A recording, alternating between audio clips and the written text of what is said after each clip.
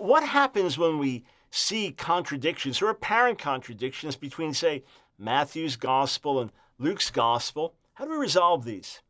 Welcome, friends, to Ask Me Anything. That's the question we're going to tackle today. I'm Dr. Michael Brown. My joy to host and answer your questions 5 days a week right here. All right, so I always want to remind you how to get your questions into me. Email them. That's the easiest way. Email them. Send them to ask@god.tv. Put in your name. Country too would be great. Or you can post them on the God TV Facebook page. Make sure you say these are for Dr. Brown. Otherwise, we won't know. Or you can tweet God TV, but use the hashtag AMA Brown as in Ask Me Anything, Dr. Brown. This is from Jiren. And, one thing I don't know is how to pronounce your name, so maybe it's Jiren, Jiren, but you know who you are. In Matthew, it says that the people crucified with Jesus taunted him, and yet in Luke it has a different account.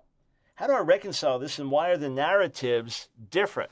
Great question, but it's very simple to reconcile these. Luke gives us more information than Matthew, all right?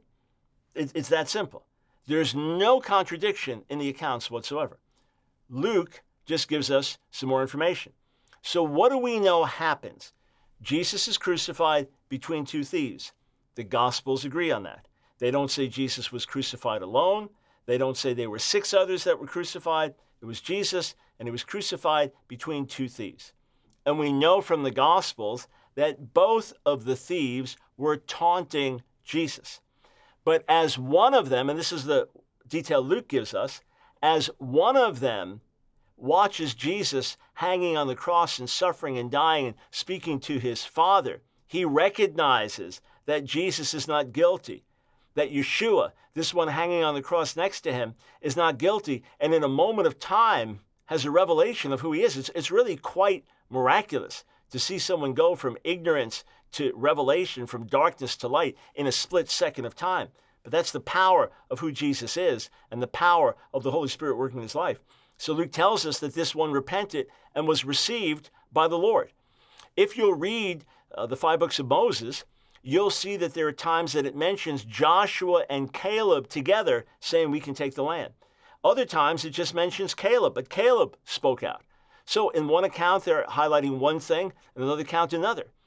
For example, in Matthew, the 8th chapter, it talks about the healing of the centurion's servant. When you read the parallel accounts, you'll see that in one it says a centurion came, and the other it says he sent his servant on behalf of his other servant. He sent a messenger. Well, in the Jewish and ancient world, the messenger represented the one sending them. So you could say the person came because they came through the person of their messenger. These were things that were commonly known and no mystery. But listen, if I ask you, tell me the story, maybe you're married, of how you and your wife first met, and tell me what was going on around that. The husband's going to tell it one way and the wife a little differently. Why? Because they're each bringing their own perspective, all right?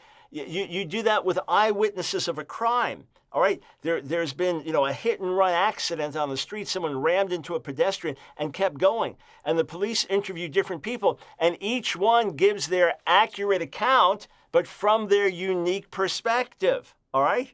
And then you get the perspective of the person who was hit and was badly injured. They have one perspective, and then you have the perspective of the driver that was over here behind the hit-and-run driver, and then the person that happened to be looking out their window when it happened, and on it goes. And in fact, the variations in the reports give a greater internal harmony and actually vouch more for accuracy because each one is bringing their unique perspective instead of just saying the same rehearsed story. Friends, may I encourage you to join me on Twitter, Facebook, YouTube. Connect with us. Go to my website, askdrbrown.org, askdrbrown.org. And why not sign up today? Subscribe to our YouTube channel. This way, all around the world, you can watch my daily 1-hour radio broadcast. You can watch it right on your cell phone, tablet, or computer. Sign up today at askdrbrown.org. Thank you for watching the program. Dr. Brown is here to answer your questions. If you have something you want to ask, then either email ask@god.tv, tweet #AMADRBrown, or go to the God TV Facebook page. We want to hear your question, so please contact us today.